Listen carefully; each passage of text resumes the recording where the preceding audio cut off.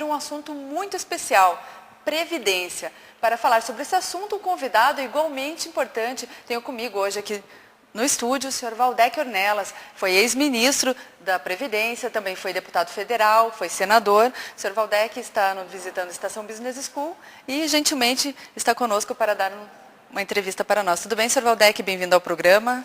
Muito obrigado, a satisfação é minha de estar aqui na estação, que é um centro de excelência em ensino de pós-graduação e sobretudo nessa área de gestão e de finanças.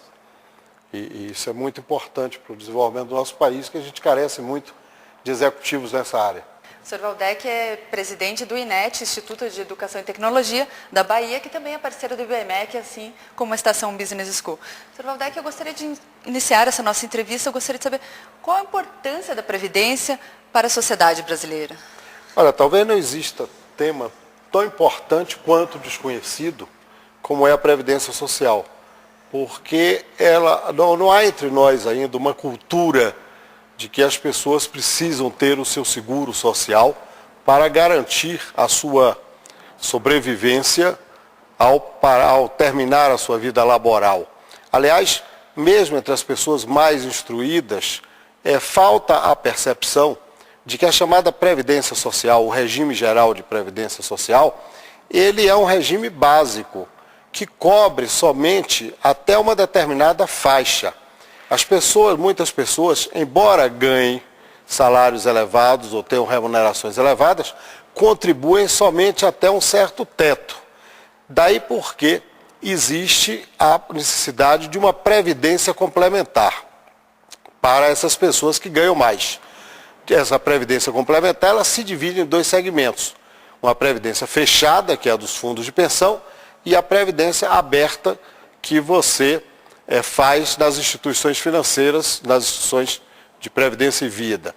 Então, essa é uma atenção que, sobretudo, as pessoas de maior renda precisam estar atentas, porque o regime geral da Previdência Social, a Previdência Social mantida, administrada pelo governo, ela não cobre uma remuneração integral, de modo que as pessoas que não fizeram a previdência complementar terão uma queda de renda muito grande ao encerrarem a sua vida laboral. A previdência básica, essa previdência do regime geral, por outro lado, ela tem importância social fantástica, porque ela, na verdade, é um grande programa de renda mínima. Você tem a aposentadoria rural, por exemplo, de um salário mínimo, que não segue estritamente o critério contributivo e, dessa forma, você tem uma transferência de renda embutido que leva também aos déficits da Previdência, que não tem, ela no seu todo, ainda um regime de equilíbrio atuarial. Senhor Valdec, o senhor foi ministro da Previdência durante o governo FHC de 1998 a 2001. Quais foram os principais desafios que o senhor enfrentou nesse período? Como foi desenvolver esse trabalho na Previdência? Olha, a tarefa básica, a tarefa primeira, dizia respeito exatamente à aprovação da reforma da Previdência. E nós vimos que, além daquela reforma, já foi feita uma outra depois, no início do governo Lula, e certamente ainda haverá de ser feitas outras reformas para que a Previdência chegue ao status, à condição de equilíbrio que precisa ter. A Previdência, a reforma da Previdência foi algo que sempre foi muito estigmatizada junto à população brasileira. Isso levava a ter uma dificuldade muito grande, tanto assim que a primeira reforma passou 5 anos para ser aprovada no Congresso Nacional. Quando eu assumi o Ministério, em abril de 98, tivemos que trabalhar e no final do ano nós tivemos finalmente a aprovação da Emenda Constitucional número 20. Mas a Previdência continua ainda cheia de problemas. A outra vertente, além da reforma, é a questão da modernização da Previdência Social. E aí a questão da gestão é um desafio fundamental, porque a Previdência sempre foi uma casa muito burocrática, muito ineficiente, muito viciada. E era preciso vencer essas dificuldades. Dentro do setor público, você não tem a mesma flexibilidade que no setor privado para promover a modernização e para retribuir aos empregados de modo que eles possam trabalhar com dedicação, com empenho. Então nós fizemos uma modernização do INSS com a transformação dos antigos postos da Previdência Social, do INSS, em agências da Previdência Social. Se a Previdência é seguro, nosso benchmark é o setor financeiro, os serviços financeiros. Então, por que os bancos funcionam tão bem, as empresas de seguro funcionam tão bem e a Previdência tem que funcionar tão mal? Então, a questão da gestão eficaz, que é o título desse programa, nesse caso, cumpre um papel fundamental. Nós eliminamos, na época, um nível hierárquico com as superintendências, que eram estruturas burocráticas pesadas e que não decidiam. Nós integramos as diversas atividades da Previdência, porque havia um chamado posto de benefícios, um posto de arrecadação e uma procuradoria. Nós unificamos tudo isso nas agências da Previdência Social e fizemos com que, dessa forma, a Previdência pudesse avançar.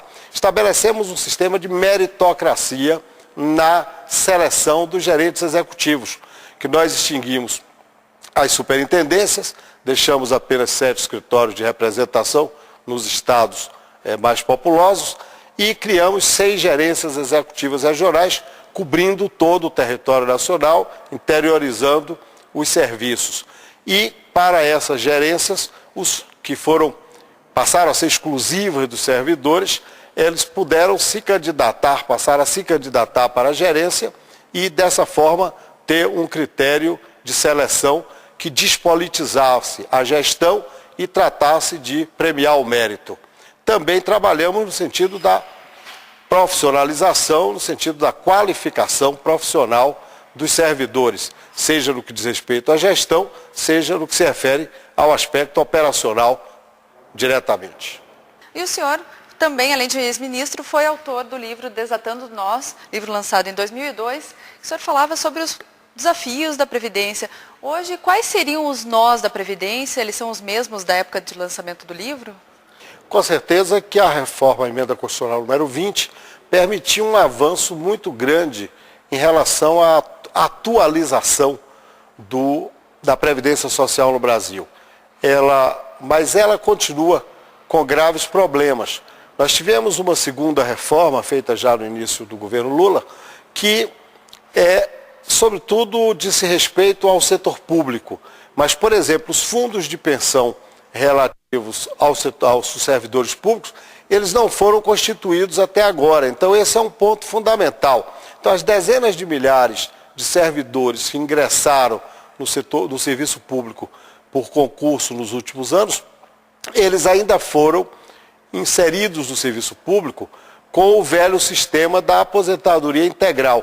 Isso significa um custo social que vai ser pago por toda a população brasileira através dos impostos daqui a 35 anos, quando esse pessoal se aposentar. Então é preciso ter presente que quando a gente fala de previdência social, a gente não pode trabalhar com uma visão de curto prazo, mas a gente tem que ter uma perspectiva de gerações.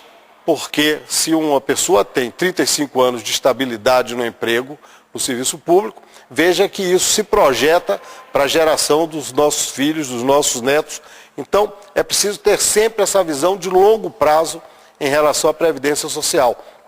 O que parecia, por exemplo, no ano que houve, quando tivemos em 2017 um crescimento do PIB maior, então, maior formalização de emprego, gerou um pouco mais de receita e disse, bom, o déficit da Previdência diminuiu. Diminuiu o déficit no regime de caixa anual, mas o déficit atuarial, ele continua existindo e de forma grave.